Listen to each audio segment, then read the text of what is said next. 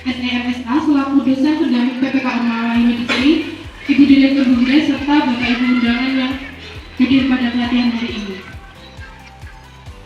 Marilah kita panjatkan puji syukur atas kehadiran Allah Subhanahu wa Ta'ala yang telah memberikan rahmat dan meluangkan waktunya untuk mengikuti acara pelatihan soft skill dan hard skill manajemen pengelolaan keuangan dan ruang wisata. Tentunya pelatihan ini tidak dapat terselenggara tanpa oleh mahasiswa kami di penghujung pengabdian kami ingin mengajarkan sesuatu dengan harapan meskipun dan juga seluruh direktur BUMDes dan juga anggota BUMDes, pengelola kolam renang Sumedang yang kami hormati dan seluruh rekan.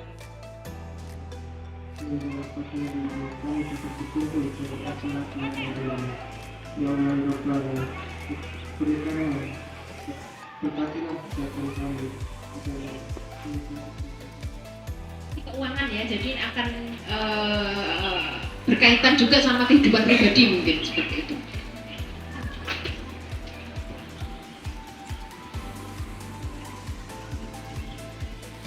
Nanti setelah selesai mengisi pretest, ini ada pretest informasi terkait data keuangan yang mana nantinya keuangan tersebut bisa digunakan oleh pihak-pihak yang berkepentingan. Contohnya pihak-pihak yang berkepentingan itu misal untuk direktur, kalau bisa itu sendiri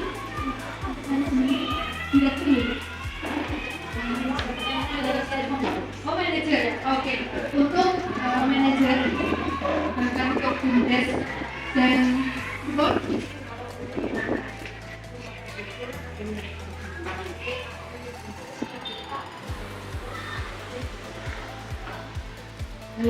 jadi kalau untuk akuntansinya sendiri berarti pihak-pihak yang berkepentingan 20% untuk BUMDes dan 60% untuk dana pengembangan.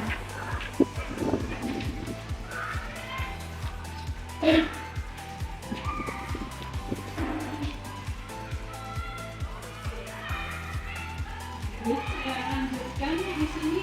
Tadi sudah dijelaskan apa itu pendapatan, penghasilan yang didapatkan. Nah, di sini saya misalkan di Taman Wisata Sumedang ternyata ada beberapa pendapatan. Yang pertama ada pendapatan tiket sebesar 5 juta, kemudian pendapatan kuliner sebesar 1 juta, sewa wahana 500.000 dan ongkos makanan sebesar 450.000. Nah, kita totalkan semua pendapatan di Taman Wisata Sumedang sebesar 20 juta rupiah. Ini untuk dengan perhitungannya ini contoh perhitungan untuk 1 bulan. Selain ada pendapatan, di sini ada beban atau biaya yang dikeluarkan. Di sini ada biaya tenaga kerja dengan tenaga gaji. Di sini ada gaji manajer, bendahara, bagian kuliner, bagian tiket dan pemantauan, bagian pengamalan. Biaya lain. Yang pertama ada biaya listrik sebesar 1 juta, biaya tempat tiket sebesar 400.000, biaya bahan keperluan kantin 1 juta dan biaya lain 500.000. Dari semua total biaya tadi kita jumlahkan sehingga total beban 17.950.000. Nah, di sini masih kita melihat Taman Wisata Sumedang itu mendapat keuntungan atau tidak dari usaha tersebut. Nah, di sini tadi sudah ditotalkan hasil dari pendapatan tadi 20 juta dan total bebannya 914 rupiah dibulatkan saja ya Bapak Ibu menjadi 12.000. Nah, jadi semisal Taman Wisata Sumedang menjual 10.000 ya tiketnya, berarti keuntungan tersebut di bawah 20%. Jika keuntungan yang diinginkan presentasinya naik, jika ingin 30% gitu, berarti harga untuk jualnya juga naik, ya, seperti itu. Mungkin ada yang ingin ditanyakan dari untuk menghitung harga jual tiket, Bapak Ibu? Oke, terima kasih. Ini yang dicontohkan ini tadi kan total semua biaya itu dari 6.950.000 ini estimasinya jenengan atau sudah dari yang dicontohkan dari depan tadi? Dari di mana tadi, Bu? Bisanya dapat 6.950.000 itu tadi kan dari awal itu untuk beban tenaga kerja mawar sudah 12 juta gitu. Ini kan dari keterangan terdiri dari beban tenaga kerja, biaya cetak tiket, biaya listrik dan biaya lain-lain. Dan biaya tenaga kerja mawar sudah 12 juta. Ditambah biaya listriknya sudah 1 juta. Terus biaya cetaknya 400.000, itu kan sudah totalnya berarti 13.400.000. Kok di awal jadi 6.950.000 itu dari mana? Oke, baik Bu, saya jelaskan. Di sini tadi total semua biaya gitu, kecuali biaya kuliner. Jadi untuk biaya tenaga kerja yang kuliner tidak diikutkan. Oke, itu Ibu. Jadi biaya tenaga kerja yang dihitung hanya untuk taman wisata Jawa Timur, kecuali untuk kulinernya. Jadi untuk penjualan tiket ini biaya tenaga kerja kuliner juga tidak dihitung. Gitu, Bu. Mungkin ada lagi yang ditanyakan lagi sebelum lanjut ke slide selanjutnya, Bapak Ibu. Mbak. Nah, di sini selanjutnya harga berapa? Tidak terlepas dari soft skill, kemudian hard skill-nya. Baik, ke soft skill. Untuk Bapak Ibu mungkin ada yang tahu apa itu soft skill? Baik, soft skill itu sesuatu yang tidak tampak atau memberikan juga pengaruh yang besar dengan sikap yang benar, kemudian komunikasi. Seorang pemimpin itu tentu memiliki komunikasi yang baik dengan berbagai pihak tentunya. Kemudian komunikasinya juga jelas, efektif, dan kemudian pemimpin itu tentu harus bisa memotivasi. Misal dari anggota yang udah mulai ngeluh, ini gini gitu kerjaannya kayak gitu, itu pemimpin harus bisa mengatasinya. Bagaimana cara pemimpin memberikan solusi terbaik seperti ini. Jika dalam pengelolaan Suhadan di sini, tentu sekretaris itu harus bisa memiliki interaksi yang baik dengan pihak luar, di mana dia mampu mengorganisir dan menyampaikan pesan. Kemudian untuk bendahara di sini sangat penting Dalam masa kinerjanya permainan tersebut sudah tidak layak dan lain sebagainya, dan perlu diperhatikan keamanannya terutama bagi anak kecil.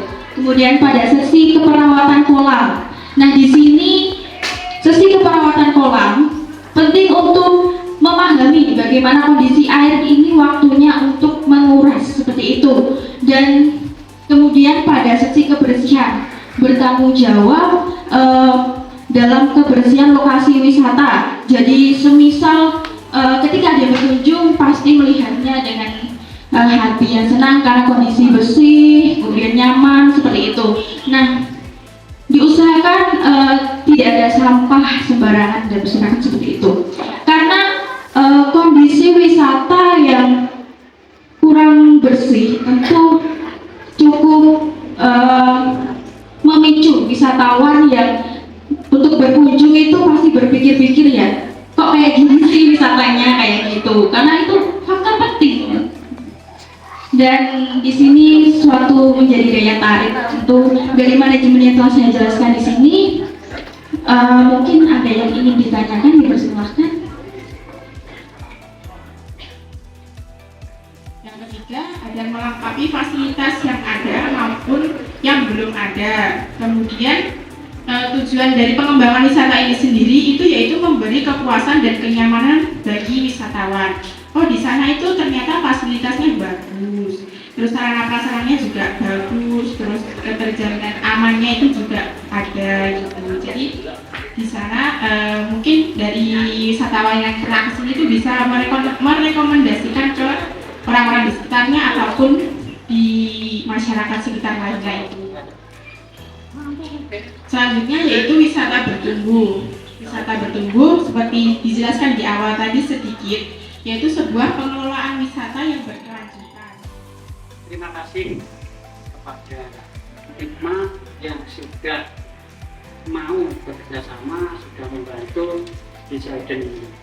Juga tadi sudah dijelaskan panjang lebar untuk kemajuan, untuk meningkatkan Taman Wisata Sweden ini. Tapi satu hal sejak kemarin yang saya inginkan itu belum tercapai. Satu, mungkin nanti permasalahan ini tidak hanya di Sweden saja, mungkin di rumah tangga ibu-ibu ini mungkin semuanya pasti, saya yakin permasalahan ini. Satu, untuk sampah. Jadi nanti sampah ini mungkin kalau ini belum terasa, karena tadi sudah dijelaskan bagaimana memajukan untuk kemajuan desa wisata. Tapi tidak ada yang memikirkan untuk dampaknya. Ya, kalau bisa mungkin ada solusi. Saya mengharapkan untuk dampaknya sampah. Karena apa?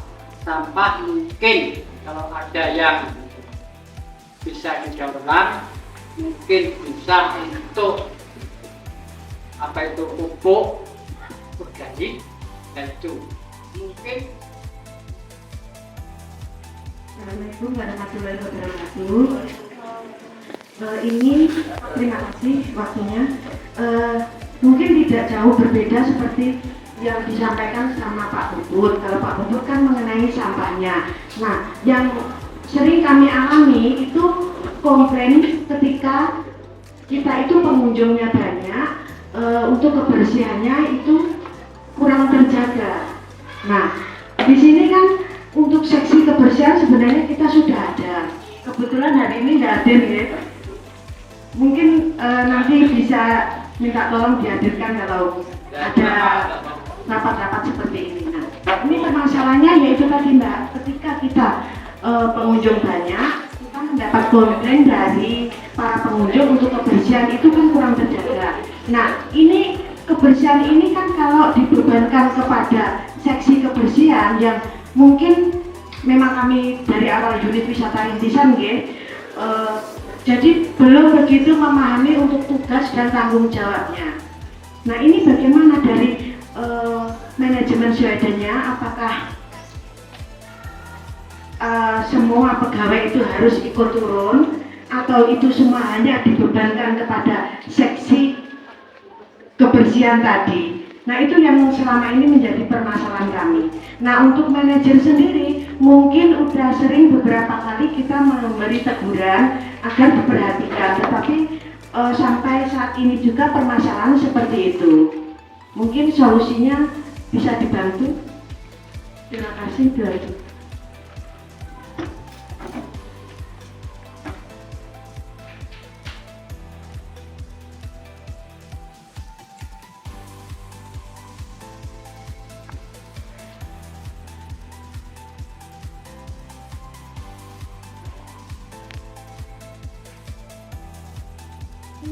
Untuk Pak Ibu dan Putri untuk pertanyaannya. Jadi dari pertanyaan Pak Puput tadi mengenai bagaimana daur ulang sampah dan perlu pengadaan dari bank sampah tersebut. Nah, mungkin ini menjadi suatu PR bagi kami, tapi untuk itu kami selesaikan dulu untuk keluaran kami. Setelah itu insya Allah kami bantu untuk pengelolaan sampah tersebut. Nah, kemudian dari Bu Tuti tadi bertanya untuk sampah itu apakah dari seperti kebersihan saja atau pengelola ikut serta seperti itu Ibu. Jadi di mana wisata ini masih rintisan Ibu. Tentunya jika untuk menambah karyawan tentu juga dipikirkan beban operasionalnya. Untuk itu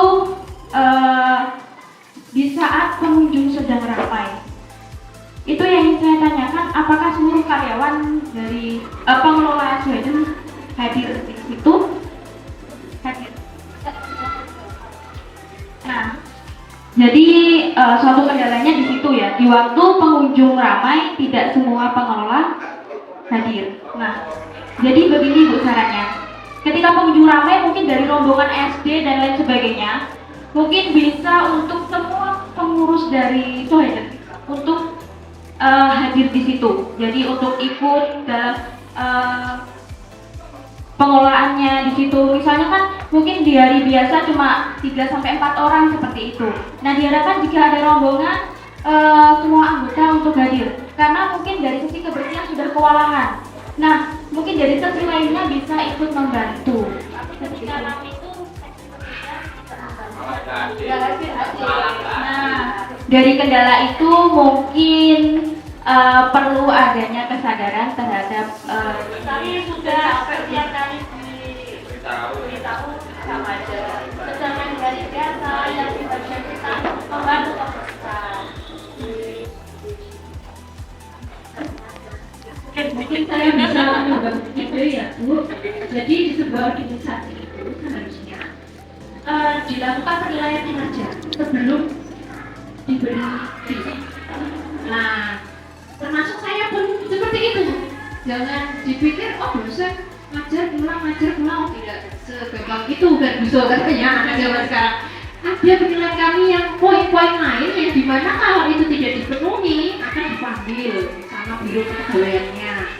Sanksi apa, peringatan, mungkin sampai sourcing dan lain sebagainya. Jadi mungkin ada peraturan untuk manajemen SDM-nya yang mungkin sanksi bila atau fee tidak dibayar bila gitu. Jadi bukan berarti ada gaji tetap itu tidak hanya memberikan hak, tapi juga harus mengevaluasi apakah kewajibannya sudah dilakukan atau belum. Mungkin itu yang bisa kami beri masukan untuk penilaian kinerjanya. Nah, ini lebih ke manajemen SDM ya, tapi saya kaitannya sama akuntansi karena biasanya kami mempelajari akuntansi itu penilaian kinerja, lebih ke gimana menghitung upah seseorang gitu ya, dari mungkin penilaian poin-poin yang harus sudah dipenuhi berdasarkan tanggung jawabnya masing-masing. Karena per divisi punya tanggung jawab yang berbeda-beda. Mungkin itu bisa diterapkan Bu ke depannya. Jadi rapat dulu internal menetapkan tanggung jawabnya masing-masing dan disepakati kalau ini tidak dipenuhi berani menanggung resiko ini, kalau tidak kami cari orang lain. Nah, itu biasanya karena itu yang terjadi di Unima. Jadi sebagai ini saja ya, pandangan saja, contoh mampu tidak memenuhi semua poin-poin kewajiban sebagai dosen dan karyawan. Jika tidak, out, kami cari yang baru. Harus tegas. Mau tidak mau karena kita bekerja sebagai satu tim, satu sistem di mana kalau salah satu organnya saja tidak berfungsi seperti tubuh ya berarti mau fungsi sakit seperti itu. Kita kan inginnya maju ya untuk wisata Sweden. Yang lainnya sudah bersungguh-sungguh ya, satunya ini sudah berarti saatnya untuk regenerasi. Dan untuk tadi ada masukan bank sampah ya. Nah ini sementara kami tampung dulu karena kita terbentur waktu juga ya Mbak. Jadi ada pembatasan waktu dan lain sebagainya yang harus dilaporkan. Nah ini insya Allah kami tampung dulu. Bisa jadi kami tawarkan ke program yang lain yang mungkin ingin berpartisipasi untuk melakukan pada masyarakat. Tapi selalu terbuka. Jadi kalau misalnya kayak kemarin ada di usaha pupuk kuning yang lempeng itu curhat untuk bahan-bahannya yang lebih alami yang bagaimana. Nah kita tetap konsul ke yang punya ilmu, jadi ke prodi farmasi seperti itu. Nah untuk yang seperti ini nanti kami bicarakan dulu, kami kontak rekan-rekan sejawat, mungkin ada yang sudah punya ilmunya dan siap untuk berkontribusi di sini. Insya Allah nanti akan menyusul. Kami tanggung dulu ya. Terima kasih. Silakan dilanjutkan lagi. Ya, pemaparan dari kami, saya kembalikan lagi ke MC. Sampun jelas ya Bapak-bapak Ibu-ibu mengenai materinya. Alhamdulillah. Sadari pun pembagian doorpress, kita mengerjakan lagi tugas soal post test ya. Soal yang kedua, monggo mbak-mbak panitianya. Loh.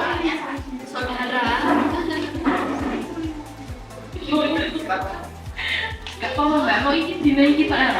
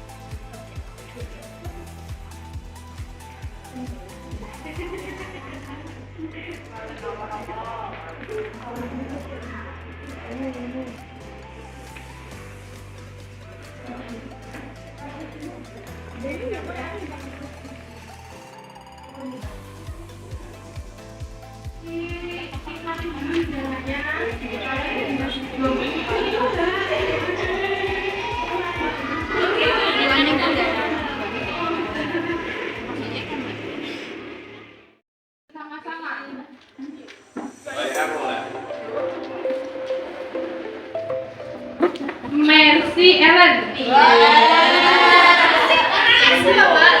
Datang nih mbak, maju dulu dong. Maju dong mbak. Maju dulu nanti serasi imanya bersama-sama deh. Yang kedua ya. Selanjutnya. Oh, mbak ini.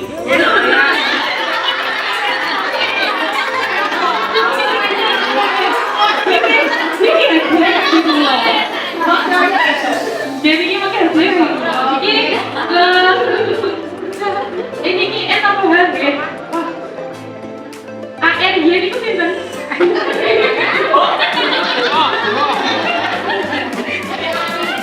Aduh, monggo Mas saya.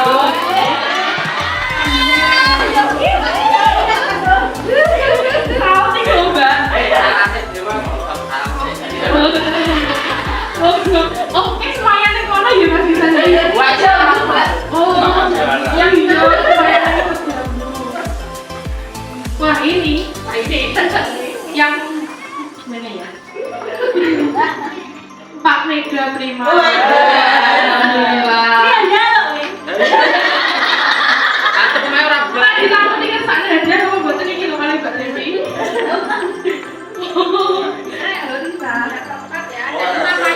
Ada 5 payung ini. Wah, ini berarti aku nyanyi Mbak. Mbak Devi. Oke, aku sama payung terus nyanyi. Iya, 4 Bu. Ya, aku terakhir. Semoga ibu-ibunya dapat ya Bu.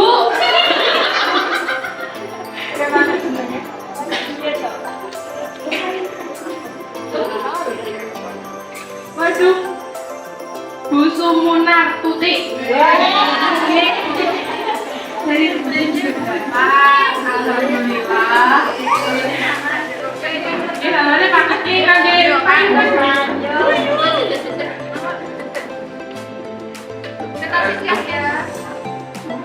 Monggo dimiliki, Mbak.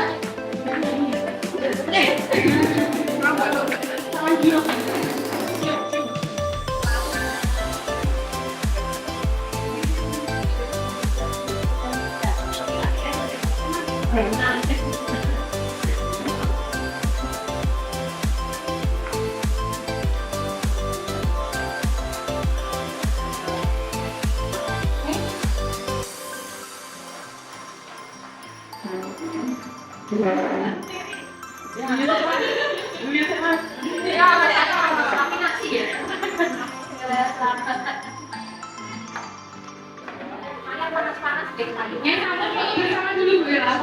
Bu Ella di sebelah sana. Kita tegaknya. 1, 2, 3. 1, 2, 3. 2, 3. Oh ya sudah. Alhamdulillah. Yes, sami-sami. Nah, tapi jangan berkecil hati dulu untuk ibu-ibunya. Masih ada hadiah hiburan, ada tas tote bag dan ada pulpennya, ada gantungan kuncinya. Bu Mangke sakit lagi belanja. Oke, Disantai deh Bu. dia disantai. Oh ya, dari si kantor sinten nggih. Oh,